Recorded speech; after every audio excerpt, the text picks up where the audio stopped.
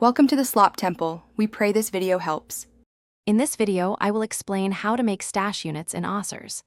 These handy storage containers are crucial for any serious clue hunter. They allow you to store specific items needed for clue steps directly at their location, saving you countless trips to the bank.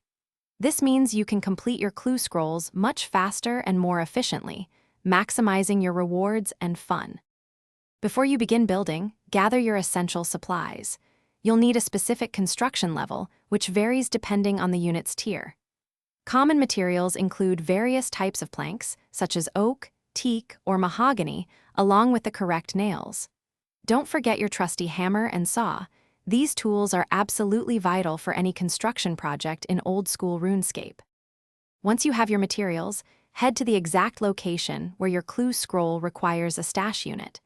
These spots are usually marked by a small, empty plinth or a similar indicator.